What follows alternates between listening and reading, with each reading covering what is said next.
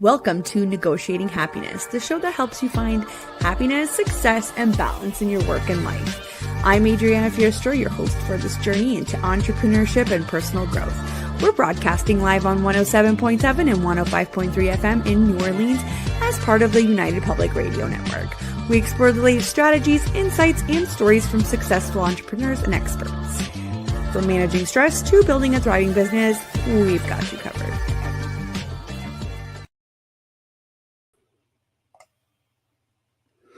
Good afternoon, everyone. This is your host, Adriana, and we are live on 107.7 and 105.3 FM in the beautiful city of New Orleans.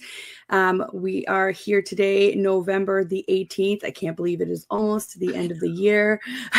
It is 1 p.m. Eastern Standard, so grab your coffee, grab your lunch. You are listening to Negotiating Happiness, and I'm here today with Andrea from the Balance Bliss. Hello, Andrea. Hi, I'm so excited to be here hanging out with you for this hour and everyone else who is joining us for the chat. Amazing. Yes. So everybody, we are live. So send in your questions and comments. I can see most of our streaming platforms on here. If you are on Instagram, still send them in. I will read them out. I just can't put them up on the screen. We'd love to hear from you, even if you want to just say hello. Let me do a quick little intro. So we are here today with Andrea, as we said. And so who is Andrea? If you guys don't know her, she is a transformation coach and speaker, a podcast host, and a 3 times published author. With a wealth of experience spanning over a decade, Andrea has dedicated her career to coaching and uplifting individuals on their journeys to wellness and happiness. Her expertise lies in assisting people recognize and reframe the narratives they tell themselves regarding their capabilities. Her true calling lies in guiding individuals through transformation one step at a time. I can't wait to dive in today into our discussion because Andrea and I always have such fun conversations. You guys will see she's so easygoing. Love her.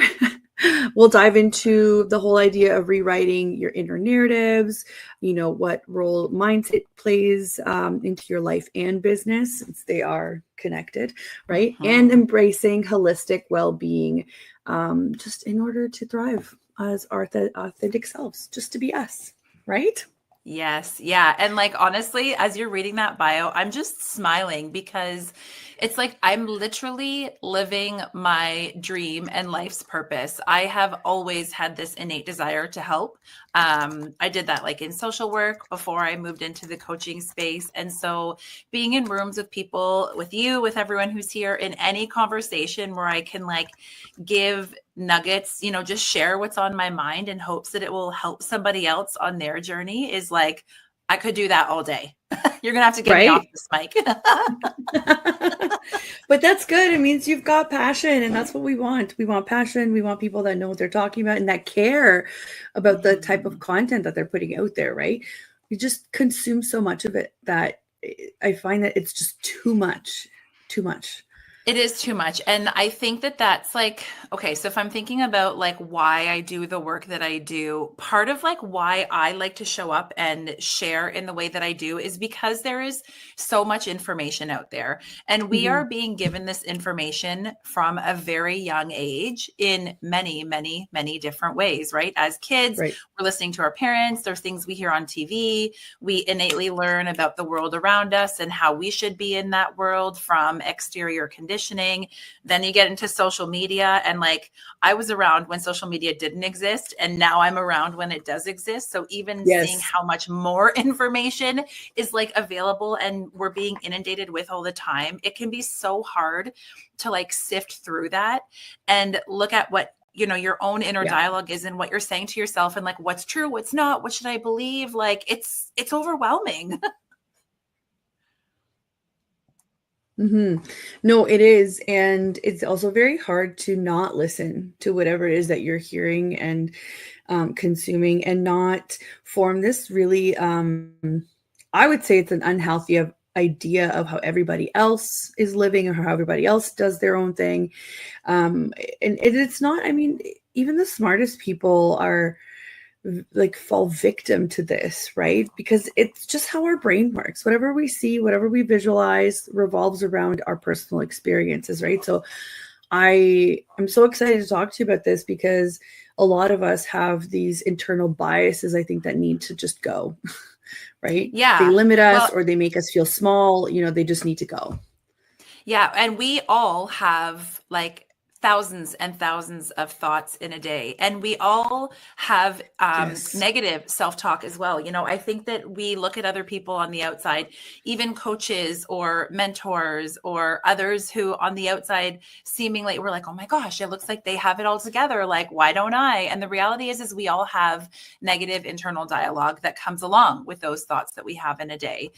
But what is Yeah. helpful and what I've found really helpful and also teach other people about is that like we have the choice as to whether or not we believe all of those thoughts that we have. And just because they're a Hmm. thought that we have doesn't mean that it's true, or doesn't mean that it is an actual accurate representation of who we are or what we're capable of or what we can achieve. And Right. it doesn't mean that we can't change that thought. I often make a joke that like I think it's like a sappy cheesy author joke that I like to make. It's that like we are the author of our own stories, and if we don't Right. like the manuscript, the chapters, the inner, like the dialogue in those chapters, we get to choose to change it. Not that it's Yeah. an easy thing to do, like by any stretch, but through consistent repetition, we can start to create those shifts and those changes that we want to see. But it's always a conscious choice. Right. Right. So how do we get to that point, right? So we often forget that we are not at the point where we can recognize those behaviors or those patterns because it involves thinking about our thinking, which is funny to say, right? So how do we get there? How do you consciously, get to that point where everyone's like, okay, I get it. I say, oh my gosh, because like there's so many like micro steps to get there, right? Yes. But it's like Yeah. if I want to, okay, so if somebody who's listening and is like, oh, I've never thought before that, the thoughts that I'm having are a reflection of the world around me, or I've never really like taken time to be like, okay, I can start to change and shift that inner dialogue. I think the Yeah. first step really is like that awareness piece, like you said, like being aware of our thinking, because it's really easy for us. Our society is so busy. There's so many things going on. We're wearing so many hats, especially like if you're in business for yourself, you're wearing even more hats because you're like being all of the hats just in the business. And then you also have to do the world outside the business. And so it's really easy for us to stop, or to forget to stop, to take a minute to like listen to the thoughts that we're having and Yeah. take a moment to be like, oh, is that doesn't feel good, or that doesn't make me feel good, or whatever it is. So I would say like awareness is literally the first part, just taking some time to like stop and eavesdrop on like what your regular thoughts are. Because Right. once you know what they are, once you have an understanding of the things that like keep coming up, it's like, maybe every time you try to, I'm just going to use this as an example because it pops into my head. Every time you try and go on stories and do like some sort of story about your business, or like talk about what you're doing or whatever it is, Yeah. every time you decide like, oh, I think I need to do a story today, or I'd like to, you have Hmm. this voice inside of you that's like, oh, you're not going to know what to say. You're going to fumble when you get up there. Like Right. all of these sorts of things. You can't do that. Nobody wants to hear what you have to say. Nobody wants to see you. Like, who cares about that stuff?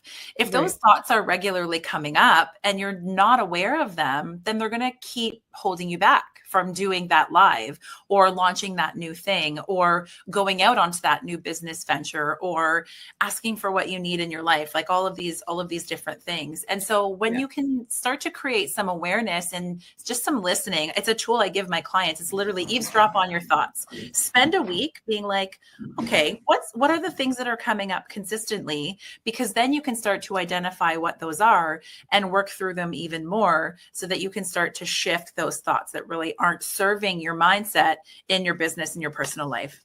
Right. Right. So I guess tell us a little bit about how you work with people one-on-one so that we can understand the process a little bit. And because sometimes, and myself included, it's not that I can't do things on my own, but I need accountability. I need to be able to put in the time and then have somebody follow up with me, right? That's important because I always have the best of intentions, but we Mhm. don't always follow through, right? Yeah. Well, we all have the best of intentions, and it's hard to follow through. It's not that we don't do it. It's hard to, because we're pushing back against our brain's programming and the way our bodies are designed, which is for our thoughts and our habits to not be something that we have to consciously think about, right? It's just like those are Right. supposed to be things that automatically happen. So when we're trying to push against things that are supposed to automatically happen, like that does take accountability and consistency. But let me back up to like how I work with people, and like how I even got into this space Yes. of like Yes. mindset and coaching. So like I said, I've always had this like innate desire within me to help people, and to college for a social worker equivalent type of diploma. And then Mm-hmm. I graduated and then I went on to work frontline for over 10 years. I worked with kids who were in the foster care system. I worked with adults who were experiencing like a mental health crisis. I worked in like more long-term kind of, well, in crisis work, but for a long-term period at an agency, like a charity. And I always just helped people work on their situation and kind of move through some sort of like goal that they needed to action in the social work space.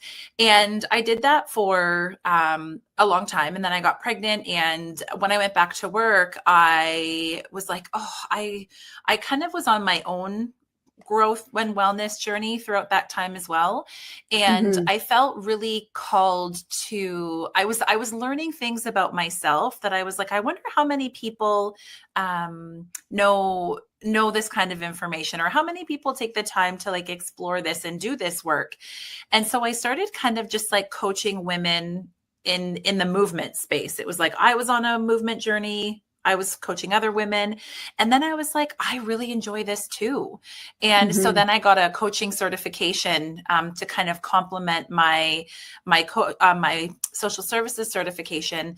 And so with those two things together, now the work that I do is primarily with women, though I do support men, especially in workshop type environments when I'm going into places and speaking with teams and that sort of thing. But I Yeah. really help people understand the power, because this was always a common thread, even for myself on my own journey. The power of your thoughts and what you believe, and how those infiltrate every part of your life, have everything to do with how happy you feel, how successful you feel, how Yes. well you feel, both in your personal life and also your business, right? Like your business can only grow as much as you have grown as Yes. an individual. And so I'm just so passionate about having these conversations. I do it like through one-on-one coaching. I do it through events, which you've been to. You've been to an event that I Yes. hosted recently, through events and through workshops and seminars. I have a free workshop coming up at the end of this year that I'll share a little bit later. Through co-author projects where women share their stories, and then in retreat settings. So it's like taking you out of your everyday so that you can focus on all of these parts that as a species, I think, or as a humans, we don't spend enough time pouring into. I know it sounds weird, but like as a whole, Right. we don't spend enough time pouring into all of these other parts that really keep us feeling as balanced and well and happy as we want to feel. I think everybody, like in the comments, you can let us know, like, do you want to feel happier? Like if somebody said, do you want to be happier? I think everyone would answer yes. And there's so many things that go into that equation. And so I just Yeah. love being the guide to supporting people on understanding all of those parts of themselves and helping them to get to a place where they feel confident enough to continue to do that work on their own. That's amazing. And um, I always love hearing about people's journey and how they started into all of this. And I love hearing how it kind of, went from your own inner work, right? And that's where it kind of stemmed out of, and you wanted to help people. Is there anything from the entrepreneurial side that you would do differently? So while we Hmm. know that the work that you do is super important and everybody needs it at some point or another, I don't care who you are, I don't care how, how smart or how developed you are, at some point or another, everybody needs to address these kinds of things. But on the business side, is there anything that you would have done differently that where maybe it would have changed the trajectory of where you were going? We like to talk about the good and the bad here. So if there's anything you Yeah. want to share, go ahead. Well, it's funny because I don't know that it's necessarily like a bad thing, but I just think that it's possible that my business would look a little bit differently if I had more business knowledge before I like Mhm. went out into the world, because I am, if you can't tell, I'm very passion driven. And so I had a huge passion for doing this work before I ever really like understood the ins and outs of running a business. And I think that a lot of entrepreneurs can probably connect with this. Is it's like you know, you get into it and then it's like you have to figure it out along the way, because like you don't know what you don't know and you don't know what you Right. need to know Right. when you get in there. And so, you know, I launched my business, and I'm going to like my business in 2018. And I'm using air quotes because at that time I was like, I don't even know what I want it to look like. Like, do I want to make packages? How do I launch? How do I talk about what I'm doing? Like, what's the right way to do it? Like, I thought I just said I'm a coach and everyone comes running. Like, is that not how it works? Um, and so I wish that I had, you know, somebody that could have supported me like on the business development side on how to market a service-based business, I guess. Right. But I Right. think that like also my business has kind of evolved in the way that it needed to. And I built my own confidence along that way. Like I was nowhere near as confident in speaking about the things that I speak about now, or even coming on a radio show and sharing. Like I didn't have that same comfort level if I hadn't gone through all the other experiences that I did as I was building my business. Yeah. But yeah, that's kind of how I would say that I wish I could have done things Yeah. differently, but Yeah. That's 100% okay when, we have talked about failure and we have talked about how to analyze and how to learn from it. So I think that without failure, you're not progressing fast enough. Like if you're waiting for something to be 100% ready, you're not mhm. doing it the right way because you're wasting time, or nothing is going to be 100% perfect for you, right? And then you're also not giving yourself the opportunity to see it, because it might surprise you, right? People might respond very differently. You're looking at it from being inside of it, and everybody else that's receiving this offer, this whatever it is that you're putting out, is the on the outside, right? So that's a really good reflection. And I don't think whenever I ask this question, it's not about regrets. It's more about what were the other options, right? Or Yeah.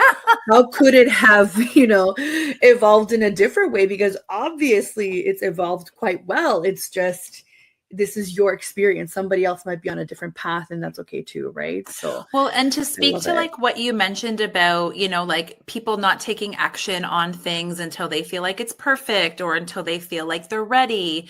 In my first book called You Actually Can Do This, Achieving a Healthy Lifestyle in Spite of Yourself, I launched in 2020, which was a hard time to launch a book, let me tell you. No book launch parties were happening at Yep. that time. But Yeah. there's a strategy that I often like to refer to, and it's called the 4 C's of confidence. And it's not my strategy. It was coined by, I think his name is Dan Sullivan. Anyway, shout out Dan. But it's really interesting because we all are like, I want to feel like I can do that thing really well before I do that thing. And this strategy actually says that the confidence that you're Right. looking for to do the thing doesn't come until you have built confidence in doing the thing. And the only way you can do that is by actually like doing it, scared, unsure. And so these 4 C's to confidence, the first C is you Yes. have to have the commitment to do it. You have to be committed. You have to be like, okay, this is what I'm doing. Then you have to have the courage that goes along with that, of like doing it scared, doing it unsure, being okay with tripping up or, you know, failing. You know, all failures are an opportunity for learning. And then you have to like do the actual thing, right? You have to like build the capacity to Right. doing that thing through committing to it and through having courage. And then once you do all those 3 C's, Then the fourth C comes, which is the confidence that we're looking for to do the thing in the first place. And there's so many beautiful things that happen when you do it scared, and when you do it with courage, and when you step outside of your comfort zone and do things that make you feel scared and unsure. You learn incredible things about yourself. You give yourself this like, you give yourself evidence, going back to like that eavesdropping on your own thoughts and like changing that inner narrative that you have. The only way to change those thoughts is to give yourself evidence of a belief otherwise. And you can only give yourself evidence if you're actually doing things to create that evidence. You know what I mean? And so it's, Yeah. we have to do it scared. We have to do it unsure. We have to do it if it's uncomfortable. But that's also living, that's how you grow and evolve as a human, which is, I've learned to be like a really, really, it's living. That's what I'll say. It's living. Yeah. For anybody that's watching, I just went on Amazon to find Andrea's book, because who doesn't need, a refresher of how to get that confidence. And it's wild just how much confidence affects everything in our life. I love that. So you guys can probably find it on Amazon. I did paste the link in the comments as well. But you said you had a couple of them, right? Well, here you go. We're browsing Amazon together. Yes. That's what we're doing right now. This is you had is a my couple first of them. book. Hold on. Let's see. Yeah. So that one. And then these are just, so in sharing about what I did with people, so I coach one-on-one, but I also have like these community mentorship co-author spaces where, I mean, if you want to grow on a personal level exponentially really quickly, share your story in a chapter in a book and see how much you grow throughout that process. I started the Body Bliss trilogy in 2021. And in each of those books, there's 15 women in the first one, 8 in the second, 9 in the third. And do you remember reading like Chicken Soup for the Soul books as like a teenager? Yeah. Yes. So these are similar to Chicken Soup. They're anthologies. Each chapter is a different woman sharing their story. Yeah. And so that's what these Body Bliss books are. And then launching next month, actually, I have a copy with me fresh off the press. It's not even available yet, but the Empowered book project is launching. I know, here it is. It actually matches the branding of the show it to us very well. Oh, look, it does. Empowered. Yeah, so there's, look at all these beautiful 15 women who are in this book. And so book 1 is launching in December, and then we're actually onboarding authors for book 2. Any woman that has a story of resilience, overcoming whatever it is, if you've been through something hard and you want to share about it, that's where these happen. So every time I launch one of these books, I write something in it as well. And I'm in the process of writing a second book because I keep learning and keep growing. But I actually need to finish that one. Yes. So funny how that works with entrepreneurs and starting 1,000 projects, right? I'm going to pop Andrea's Instagram in the comments as well, so that you guys can just go from there, so that you can get her it's at the.balance.bliss, just as you can see it on the screen as well. Andrea's very active on Instagram if you wanted to get in contact in there and just to see kind of what she's up for. I have to say, so I met Andrea, I think it was one of the High Vibe Women brunches, and in the summer. That's how we connected. And that we had Christina on the show as well.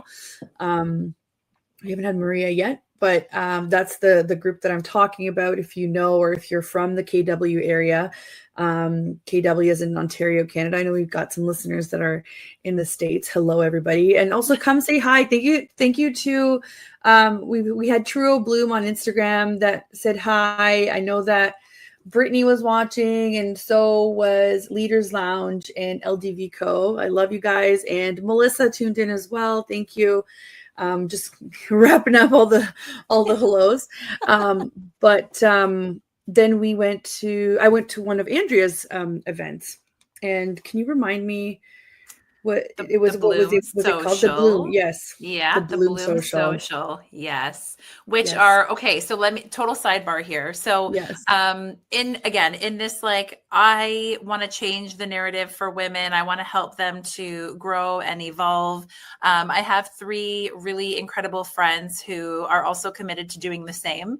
And Mhm. so about a year and a half ago, maybe 2 years now, we connected.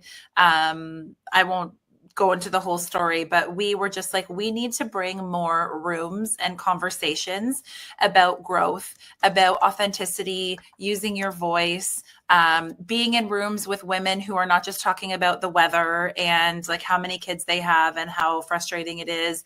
Like, I mean, we talk about those Yeah. things too, but it's about Sure. beyond more than that, being seen and Sure. heard and safe. And so we had a massive over 100 women event back in March of this year. And then we are now hosting smaller kind of social events that are in the evening, each one different themed. So this last one was, we all vulnerably shared hard things that we've experienced and the lessons we learned from them. In February, we're having another one. The theme around that is going to be relationships, both with yourself and also with those in your life. Because Which I've bought a ticket for already. So yeah, go to you the did. website. Yeah, I did. It's already on the website. Yeah. Yes. Sorry, I had to mention. That's okay. But it's just like there's so many, and you kind of said this earlier, there's so many different things that make up who we are as humans. And there's so many areas of ourselves that deserve attention and focus. And when we are busy and when we haven't been used to pouring into those areas or having those types of conversations, being in those rooms and spaces, we don't know what we don't know, and it can be a bit overwhelming. And so we just want to create spaces for women to just come and talk about things differently. Yeah. Because we're all meant to be heard and seen, and we're all worthy and valuable. And so that is like the common thread between all of the things that we do. And that's kind of what brought us together. But yeah, I love these kinds of conversations that just give us nuggets to think differently. It was very good. Obviously we were in a room full of women. I don't know the numbers. It wasn't like it was a 10-person No, there kind of was thing. It was 60, definitely there were larger. 60 women there. Yeah, so Plus 60 our people. camera crew of men who just like love what we're Yes. talking about too. Yes. It was really funny. I saw a couple of glances between them and I'm just like, oh, this is hilarious that you're just, here with 60 women. But I have to say it did feel personal, right? Because people were sharing, and I think I was trying to do too many things. Again, wearing all the hats. I was like, let's take some content. Let's, do I take this shot? Do I do this? But then when I was listening, I think I was almost afraid a little bit of going too far in, because then I can't control what's happening with my eyes. So I was like, all right.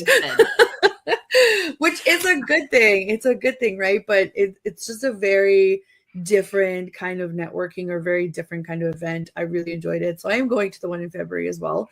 I did get my ticket. So if anybody's in the KW area, I highly recommend. And also, I don't know, everything was super tasty, and it was beautiful. Everybody was great. All the hosts were chatting with everybody. So it wasn't like your usual stuffy networking, like, oh no, I'm watching the clock when I can leave kind of We don't do event. stuffy.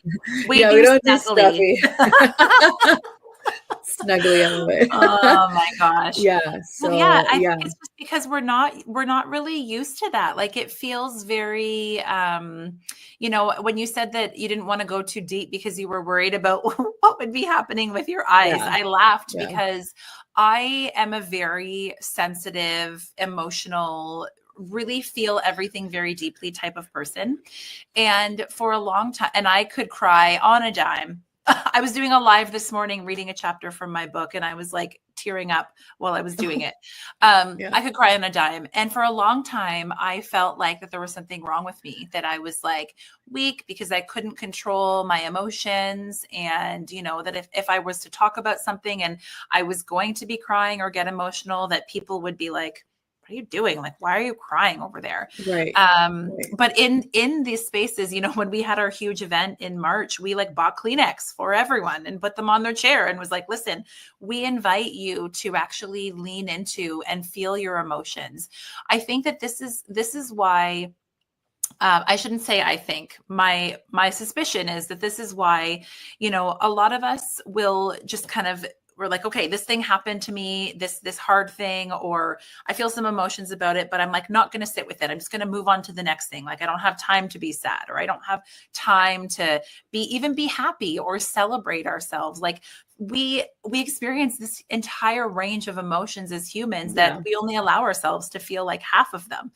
Right. And so when we take some time to sit with that and let them flow and not push them away, it's just another way that we can honor ourselves in this human experience that we're having, to just like let them out. And so, but we're not used to that. We're not used to being like celebrated for crying, or we're not used to like being given permission to let it out.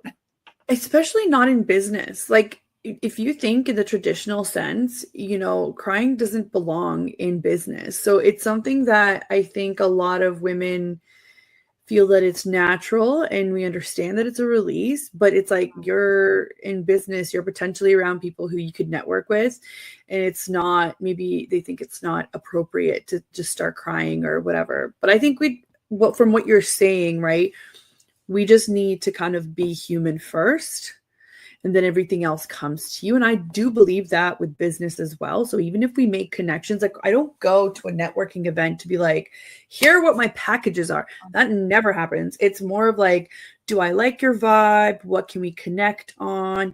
And I have to tell you that almost every single networking event that I've been to in person, I've walked away not immediately, or sometimes immediately, but not immediately. I've walked away with the project, whether it happened after a week or, you know, a month or 2 or 4 or 5 or 6 months. It's happened because you put that, you know, you put your human side first, and people can connect with that, and people can say, I can trust you. I can understand the value that you bring. So maybe I do want to work with you. So whenever you're thinking, hey, you know, crying does not belong in the business area, I think I think the better question is, you know, when do we make time for that? Because it has to exist. It doesn't just disappear. Like you said, you're not just suppressing it. It has to come out at some point. Like obviously don't cry when you're like closing a deal with your client, but Cry after. yeah, cry after. But you have to let that out in a positive way at some point, or else we maybe go the other way and it's negative, right? Yeah, I like what you Yeah. said though, that like we are humans first, because we are Yeah. humans first. And Mhm. when we're Mhm. not acknowledging that, one, in a room with other humans, you know, if we're really just there so like business Yeah. focused, you know, it's Yeah. like, yeah, okay, sure, you can't measure in the moment an ROI on like human connection, for example, but there's so Sure. many Sure. long-term benefits and results from that. But also like on an individual personal level, like if we don't acknowledge that we are humans first and owners, founders of our businesses second, I think that we're doing Mhm. ourselves a really big disservice. You know, like, okay, so the example that I'm thinking of is like stress management and resting, because I think that like managing stress, and stress does come with being in business for yourself, and Yeah. also resting, or I guess not resting, also can come along with having a business and wearing all of the hats, and you know, doing things to prioritize managing the stress that we hold, that we carry, you know, listening to our bodies, maybe physically when they're sore and they're tense, or we have headaches, or, you Yeah. know, we're feeling it maybe like when we're really irritable, like not listening to those cues and also not resting are not going to create the space for us to have a really thriving business and personal life that we all want to have. And so Right. taking the time to, you know, once a week or once a month, carving out time to go for a walk outside, or Mhm, like mhm. carving out time for that massage or that lunch with a friend that you really enjoy, or making sure that you're shutting your laptop early, or not working until all hours of the night. Like all of these things, while they don't have a direct correlation to like what's the return on that investment, but they actually are so valuable when it comes to being in business, because you are your biggest asset. We talk Yes. about assets and we talk about like, all those business terms that I didn't know when I started my business. But like you are your biggest asset when it comes to whatever endeavor that you're on. And if you're not taking time to prioritize and pour into that resource, then the castle will crumble if you're not building up the Yes. foundation. Yes. So before we go on here, we've passed the halfway mark, but I wanted to make comments about what you said because it kind of fits into what Suzanne is saying, the Instagram comment, the True Bloom that I posted Mm. here. Mhm. Yeah. So for those of you that are just tuning in, I'm your host, Adriana Fierstro, and you are listening to Negotiating Happiness. And we are live on the United Public Radio Network and UFO Paranormal Radio Network on 105.3 and 107.7 FM in New Orleans.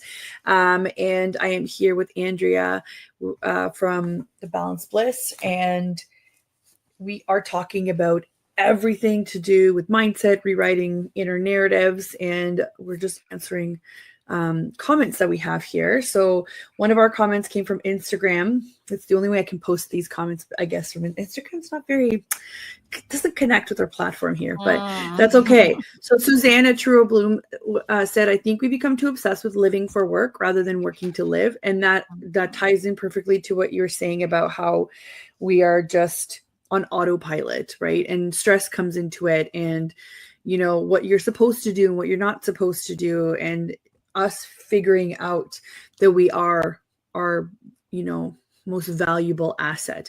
I say that, and also time, right? So it's not money, it's not anything that money can really buy you because you can't get time back, right? So what does that mean? That means that you should probably invest the most time in you. You are, Yeah. as your most valuable asset. So that kind of went really well with that. We are working to, I guess, we're living to work instead of working to live.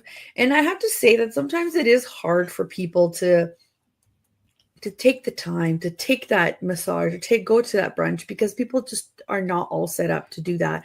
They don't have maybe some of those privileges, especially with time or money.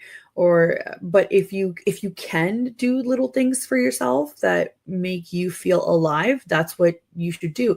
And typically at the end of the show is where, when I ask my guests, like, what makes you happy, like what do you do for yourself? Like, I don't want to hear that you love helping people, because of course that's why you're here, that's why you have your business.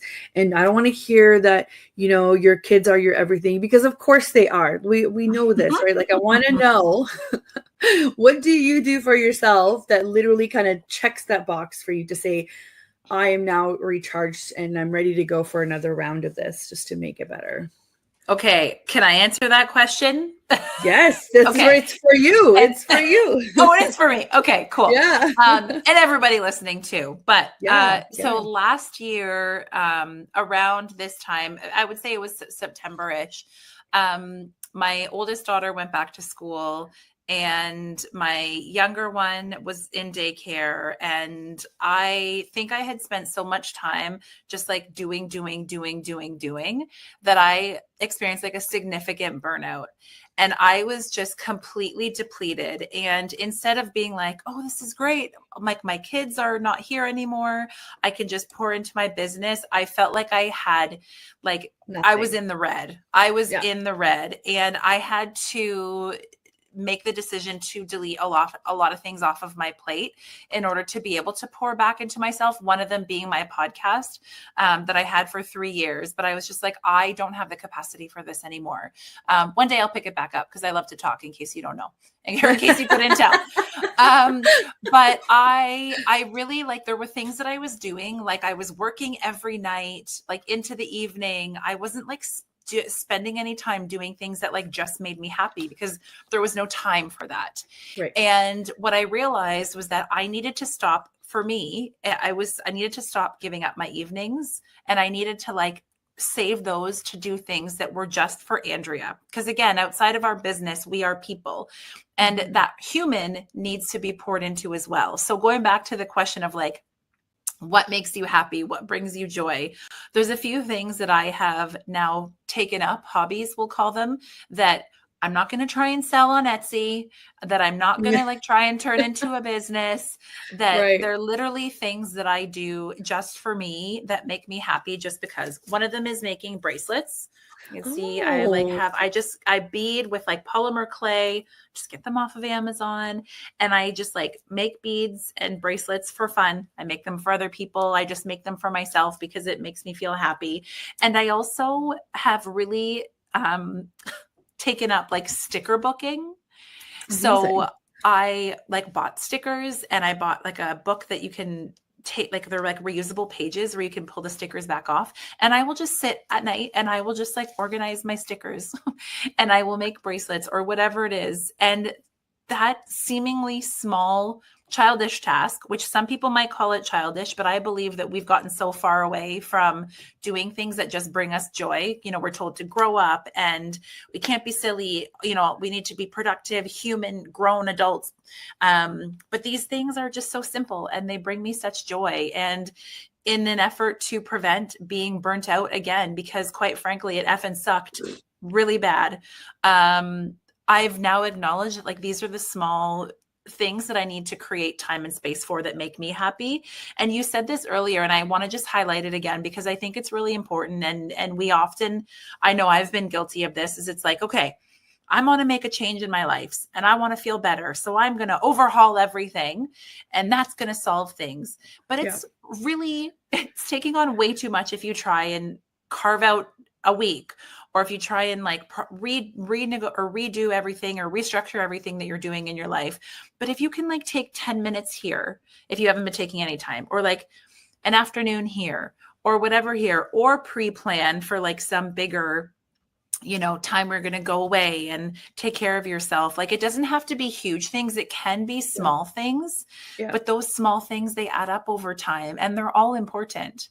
Right. Right. It one, I don't think they're childish. I think people need to start looking at as we have to use our brain in different ways. So especially for people who are entrepreneurial minded, business minded, we use our brain in a very specific way, you know, 8 to 10, 12 hours a day. Yeah. That when you say you need a break, sometimes it's not a break where you just do nothing. It's a break where you use a different part of your brain to kind of leave that one area, go to another. It's been proven that it's very helpful. So I don't think it's childish. I think that's amazing. I used to paint and I find myself now not having time to do that. And it used to bring me so much joy, but in the sense of I could get lost into it. It's almost like my brain would just shut off and I would just do my thing. I miss that feeling. So I completely understand. And also for somebody who's in the service industry, doing something with your hands is also a different way of, you know, thinking and doing and occupying your time and challenging your brain, right? Whereas a lot of people have jobs where they do a lot of things, you know, they have entire careers based on doing things with their hands. That's not typically us. We type or we, you know, we speak, we think of things. So doing things with your hands is so beneficial. So no, I don't want you to minimize it that way, because I think it's really important that these are the little things. And this is what people want to know about some of us, you know, especially when they want to work with you. I think I was talking to a client last week, and I mean, I said it, I'm so far away from like what the corporate world would think is appropriate. But at the beginning, I really had a problem with that. Like all my emails sounded very corporate because I was in corporate, but I'm very far away from that now. And I'm actually really proud of it. So I was saying to my client, I was like, you know, I'm having people over for my birthday on Saturday, and hey, my best friend is doing this, and I have a friend that's, you know, doing this, and oh, by the way, one of them is Maltese. I know you're Maltese, and we just kind of, you know, we connected on a different way that I wouldn't typically talk to, you know, in a corporate situation. And so funny. I mean, that client. He's amazing. He's an amazing human, amazing client. It just, we were able to connect in a different way. People that work with you one-on-one and for a long time, they want to get to know you that way. They want to know who they're spending a lot of time with, or money, or who they're investing in, or who they're supporting. So this is why I ask questions like this too, because I want to get to know people on that level. Right. Well, and I love that you highlighted the whole, like, the corporate mindset and that belief. Like, you know, I feel like for a long time, and this goes back to like the conditioning that we've gotten in society. Like, I think we've associated a certain persona and qualities with like successful or like professional or whatever it is. And it's like, if anyone operates outside of that for a long time, it's like, oh, well, that person must not be intelligent enough, or must not be somebody that you can trust, or like, it's like we took that personal connection and touch out of it. But like, again, we're still humans underneath everything that we do. And we're also humans who are hardwired for connection and belonging, and feeling like we can connect with other people and feel heard. And like, all of us want to be accepted. All of us want to feel like we're a part of something, and like people like us. Anybody who tries to say to you, like, I don't care if anybody likes me, I don't believe that for 1 second, because it is an innate desire that we all have. Right. And so to operate in a more human connection type of way, to say that that's not professional, is foolish. And I think that there is definitely a shift happening. Maybe you're noticing it too, that it's like, oh, let's bring the person back into the profession, and we can be fun and laugh. God forbid we laugh, you know, and also be productive and effective and millionaires and whatever it is at the same time. Yeah. But it also, I think it's one, I agree, completely agree. Two, I think the whole corporate idea of what you should do or how you should be is connected to restraint. So if you don't have the restraint to keep the personal stuff out, or if you don't have the restraint not to make that inappropriate comment or what would be considered inappropriate, right? It's all subjective. It's about restraint, and it's about, oh, maybe not that you're not intelligent, but maybe you don't have the restraint to do this. And that's how men do business, right? Like that's how they understand each other. And that's okay, because obviously there's no doubt about it that we are different in a lot of the ways that we do say, think, you know, especially in business. And it's funny because at no point do I walk into a room and all of a sudden I'm only a businesswoman. I'm still a mom, always, because if that phone rings, I'm still a mom. I still have to go and deal with whatever it is. I'm not saying that men don't deal with that, but historically and typically, maybe you have somebody else that you default that need to be. You're still a dad, but you can say, oh, hold on, I have to call my wife, my partner, my girlfriend, my whoever, my mom, my, their nana, to go deal with this type of a thing. It's more, I guess, historically accurate or whatever. Not everybody has the same situation. I get that. Trying not to like offend anybody. But when I go places, it's like, oh, no, I'm that person. I'm that person that still has to go do that. Even if you're not a mom, even if it's a pet, even if it's, somebody you're taking care of, even if it's your other things. And I think that women are they don't fight that. They accept it, they deal with it, and they say, I don't have a choice. So I'm always going to be a businesswoman, a mom, a caregiver, XYZ. Or maybe I don't know, maybe you're a golfer on the side. Maybe you're, you do other things that make you happy. But I feel like women are way more accepting of the fact that they have these multiple roles that they have to fulfill.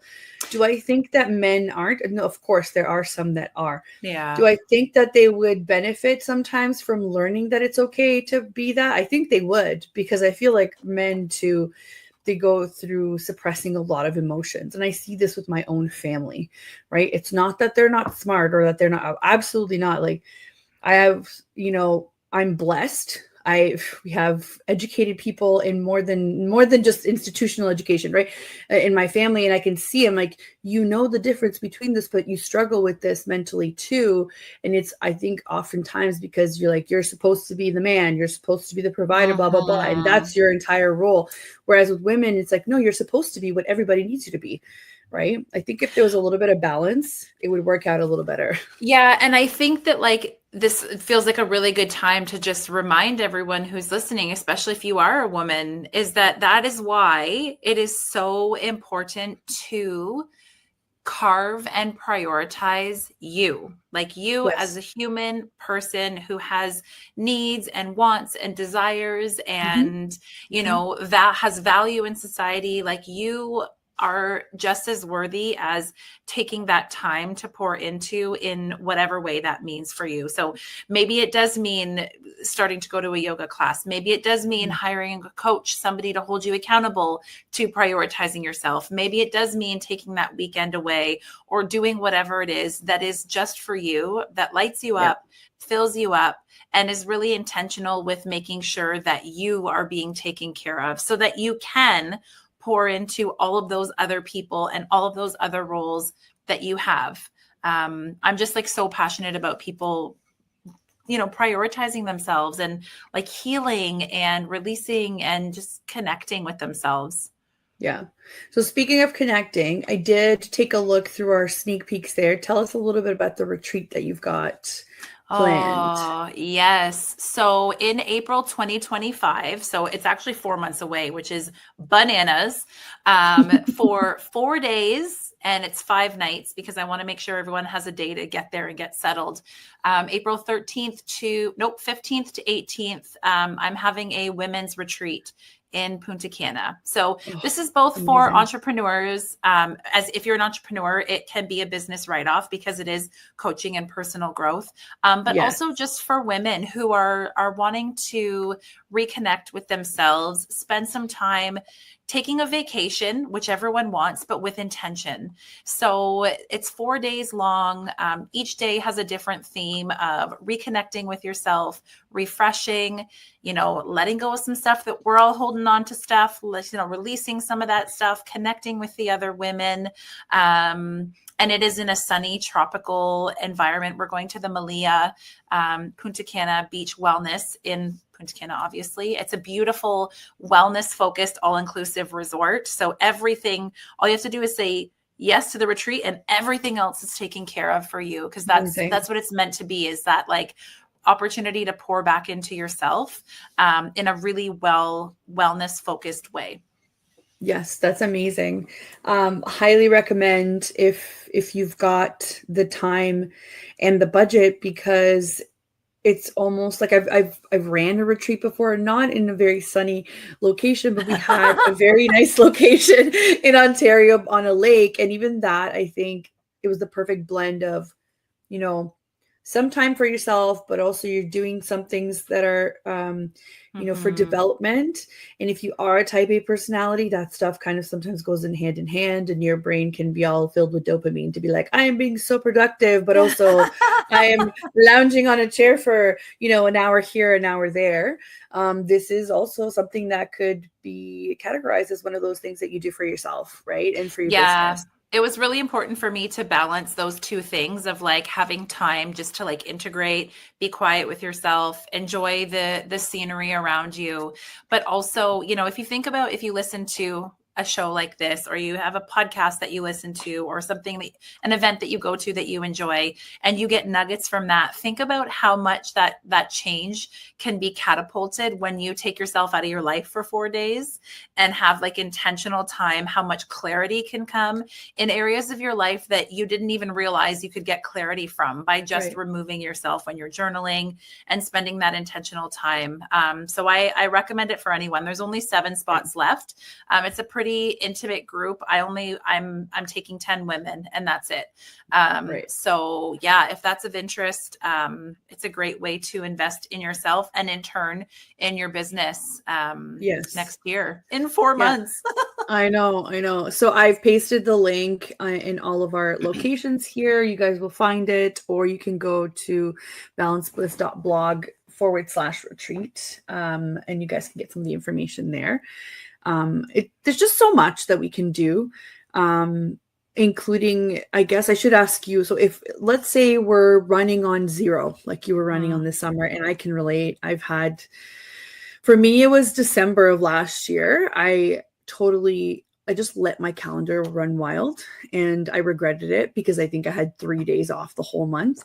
And I had nothing. As soon as January rolled around, when you're supposed to hustle to kind of get everything back running, I was just like done. So if you were running on zero and you needed to start something today that is very doable and reasonable and, I guess accessible to everybody, what is it that you would tell somebody to start doing? I would encourage them to, so if you want to do it today, take some time, literally sit down, and just think about maybe not in your life, because that's a really big thing to think about, but even in the last week, what has felt heavy and what has felt light in terms of the priorities that you have, the expectations that are on you, what feels heavy and what feels light. And if there are things that feel light, great, keep doing those. I mean, metaphorically on a spiritual level, right? Not like physically. Yeah. And so the things that feel light, keep doing those things. Make sure that you have space in your calendar for the things that feel light. For the things that feel heavy, are those heavy things that you have to keep continuing to do? Or can you release some of those things that feel heavy? And if there are things that feel heavy that you can't release, then doing the light things is even more important, because then you can start to make sure that you have enough in you to be able to do those heavy things when they're balanced with the light. Yeah. Okay. That's amazing advice. And it's something that you can just do right now. Yeah. Well, as we get off, we can do that. Well, we're 3 minutes away, which is wild because I feel like this just flew on by. Yeah. There is actually one more thing that I want to mention too. I kind of said this earlier on, and then I said, I'll circle back to it. And I never did. But on Sunday, December the 29th, I'm hosting a free online workshop. It's an hour. And it's going to just be that opportunity for pause and especially leading into the new year. It's going to give you some time to reflect on all of these different components that make up who we are. We're going to do a little bit of a rating, like how am I doing in each of these areas, and then do a little bit of action setting on what we can do to pour back into ourselves a little bit. And if you go to Instagram, you can register for that free workshop through the link in my bio. Yeah, it's amazing. So it's at @Balance Bliss, and you can register there through Andrea's link in bio. That's amazing.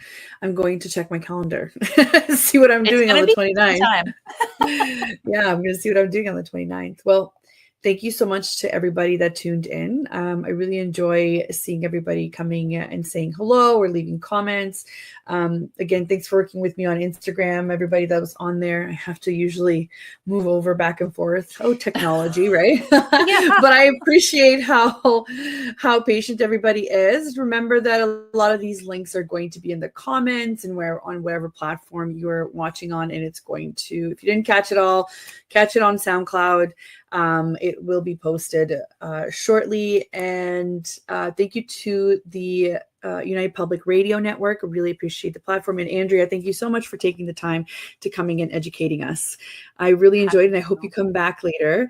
Let me know when you're doing when your book comes out, or before or after your retreat. Let me know, and we'll do it again.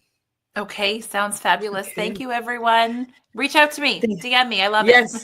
Yes, Instagram. So thank you, everybody, for tuning into the show. And thank you to the chat room. A big thank you to United Public Radio Network and UFO Paranormal Radio Network. We will see you guys next week.